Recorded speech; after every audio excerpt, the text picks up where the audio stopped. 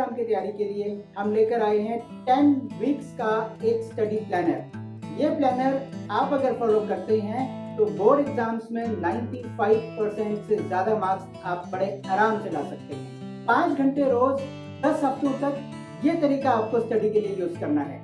आपके पास है 6 सब्जेक्ट और हर सब्जेक्ट को बराबर वेटेज देने की जरूरत नहीं है। कुछ सब्जेक्ट को ज्यादा वेटेज देना है, कुछ को आप कम समय में तैयार कर सकते हैं। इन सब चीजों को ध्यान में रखकर हमने एक कॉमन स्टडी प्लानर बनाया है। थोड़े बहुत मॉडिफिकेशन अगर जरूरत हो तो आप इसमें कर सकते हैं। ये स्टडी प्लानर अब आपकी स्क्रीन पर है। सबसे पहले मैथमेटिक्स लेते हैं। इसको हम हफ्ते में 3 दिन, एक दिन छोड़कर एक दिन स्टडी करेंगे, क्योंकि मैथमेटिक्स में आपको ज्यादा प्रैक्टिस की जरूरत है। तो 150 मिनट्स एवरी अल्टरनेट डे आपको मैथमेटिक्स में लगाना है। इसके बाद आता है साइंस का नंबर। इसमें भी 150 मिनट्स आप every alternate day 3 days a week लगाएंगे। सोशल साइंस ज्यादा प्रैक्टिस की डिमांड नहीं करती। यहाँ पर चीजों को याद रखना और बुक्स को पढ़ना ज्यादा जरूरी है, तो हमने उसको 75 मिनट्स एवरी अल्टरनेट डे रखा है। इसके बाद आते हैं इंग्लिश। न केवल आपको टेक्स्ट बुक पढ़नी है, बल्कि उसके साथ रीडिंग सेक्शन, राइटिंग सेक्शन और ग्रामर सेक्शन में भी काफी ध्यान देने की जरूरत है। आमतौर पर बच्चे 2 बुक्स को लेकर ही पूरा साल निकाल देते हैं और बाकी चीजों पर उतना ध्यान नहीं देते हैं। तो यहाँ पर हमने 75 मिनट्स के 3 स्लॉट एक हफ्ते में रखे हैं, ताकि न केवल बुक्स बल्कि आप बाकी चीजों पर भी फोकस कर सकें। ठीक ऐसे ही हिंदी के लिए भी हफ्ते में 3 स्लॉट रखे गए। अब आते हैं एडिशनल सब्जेक्ट पर, जैसे आईटी या फिर कोई सब्जेक्ट और जो आपने एडिशनल सब्जेक्ट लिया हो या संस्कृत आपके पास है, तो उसको भी हफ्ते में 2 दिन आपको पढ़ना जरूरी है। उसके लिए 75 मिनट्स के 2 स्लॉट हमने एडिशनल सब्जेक्ट के लिए रखे हैं। बट केवल स्टडी कर लेने से आप एग्जाम की प्रॉपर तैयारी नहीं कर सकते।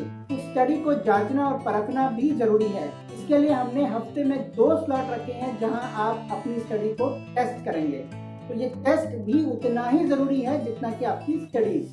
तो इस तरीके से रोज 5 घंटे 10 हफ्तों तक आप पूरा study plan as it is follow कीजिए और देखिए किस तरीके से आप अपनी एग्जाम प्रिपरेशन को नेक्स्ट लेवल पर पहुंचा सकते हैं। आपको इंटरनेट में बहुत सारी ऐसी वीडियोस मिल जाएंगी जो आपको सुबह 5 बजे उठने कह रहे हैं, कोई 10 बजे तक पढ़ने के लिए कह रहे हैं, कोई रात को उठकर पढ़ने के लिए कह रहे हैं। इन सब चीजों से कोई खास फर्क नहीं पड़ता।